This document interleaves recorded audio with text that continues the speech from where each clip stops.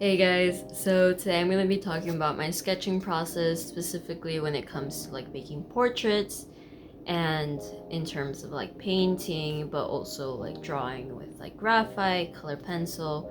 Um, for the most part, my sketching process when it comes to portraits stay really similar all across the board, regardless of the materials or mediums that I'm using.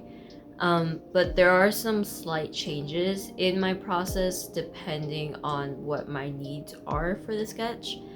So I'll be talking a little bit about that and how that changes. When it comes to like making a painting or something like that, I try to keep the sketching portion of the process very short, very simple, because I want to spend more of my time rendering, more of my time painting than I do sketching. And I just want to clarify one thing, or like put an importance or whatever on one thing, is that there are many ways to make a sketch. You cannot go wrong. It's just finding what way works for you. I've changed up the way I sketch so many times until I found the way that works best for me and the way I pretty much sketch everything now. So yeah, it's just finding what works best for you, and that applies to so many other things. But without further ado, let's get started. So when I start making a portrait, I always start first off with the idea, what I want to do. And once I kind of have that going on, and sometimes it's just whether it's like an idea that pops in my head, sometimes it's a thumbnail that I've sort of sketched out. But once I have that done, I go on to reference pictures. Reference pictures are so helpful. I know a lot of people feel like it's a crutch sometimes, that they wish they didn't have to use them. And I say this as somebody who can draw without a reference picture. Of course, not depending on it gives you so much freedom to draw whatever your mind can make up. And in order to do that, you need to like very much learn the basics, especially when it comes to making portraits or like drawing people in general and knowing that anatomy. But again, reference pictures just make your life easier, and there's no shame in that. There shouldn't be. People used to use models, you know, or even I forget what it's called, but I'll include a picture somewhere where they could literally just trace stuff, and this was hundreds of years ago, so it's fine. Do not feel guilty. Anyways, all that aside, I use reference pictures. Sometimes I already have a certain picture in mind. When it came to making this portrait here, I had a picture in mind that I wanted to use for a portrait. So that part was relatively quick. I didn't need to think up an idea. I already had a picture in mind. But for some, it gets a little bit more complicated. I'll put this up here. This self-portrait that I made, where there are a lot of me. I did take various pictures, various reference pictures. One, to not only figure out the composition, but also it was gonna save me so much time working from reference pictures instead of drawing it all from my head. Especially because I made this project at a time where I was in school. I had like a 2-week deadline. Sometimes speed is of the essence. Speed is necessary, you know. Once I sort of get those reference pictures, I will often use my iPad, just using Procreate to sort of sketch things out. So once I work on my iPad, there's a few different things I will do. So when it came to making like this portrait here and other portraits, what I will often do is sort of block out all the different values. And I do this because I am good at values, but I am not great at colors. So when I'm working with color, it can sometimes be a little bit harder for me to keep those values in mind. especially because color has a way of making values seem a little bit different than what they are. So it helps me in my process to just block out all of those shapes. And by blocking out all of those shapes, it also helps me in the end result get a more realistic approach, because this might sound a little weird, or I don't know, or it might just not make sense to anybody else but me, but people are not just lines, they are shapes. They are not just like their features, they are also their shadows. And I feel like one of the things that really get people when they're like making a portrait is like, you might have all the right features, but if you do not have the shadows where they are supposed to be, the highlights where they are supposed to be, there's a good chance that it still may not end up looking like the person you want it to look like. And I've noticed that with some people where they have like the features down, but because the like values are off, the shadows are kind of off, it just feels sort of off. I know I'm saying that word a lot, but it's true. And it's people, when you're trying to paint them or render them in this 3D manner, in this lifelike manner, you need to treat them as three-dimensional objects, because we are. And there's a certain way that light works with a three-dimensional object, and that's a very important thing to keep in mind, especially if you want to go for that realistic look. Moving on, there are also things like composition that I take into mind in my sketching process. For example, with this portrait here, there wasn't a lot of composition necessarily, because the photo was already that. The only thing I really changed is how much focus was actually on the subject, aka me.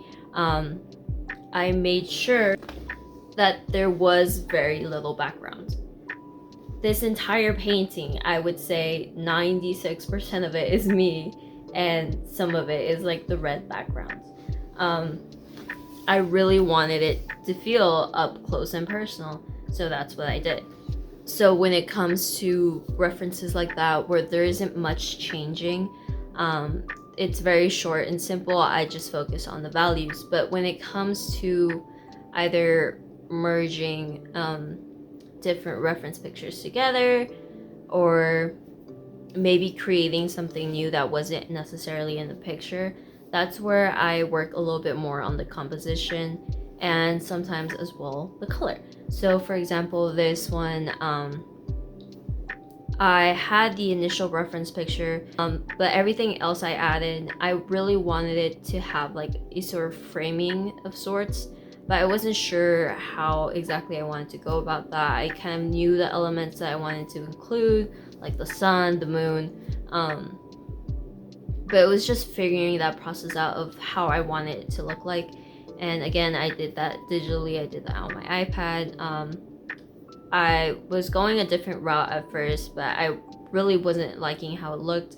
It felt a little rigid.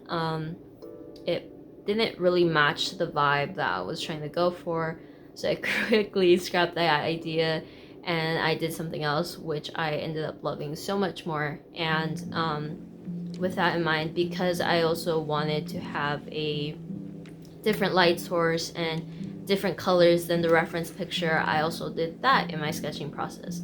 I figured out what kind of colors I wanted to use, how dramatic I wanted the lighting to be, and it's very important to me that I figure this all out at the start when I'm still in that sketching phase, rather than when I'm halfway through the painting and suddenly I have to change everything up because I didn't plan accordingly.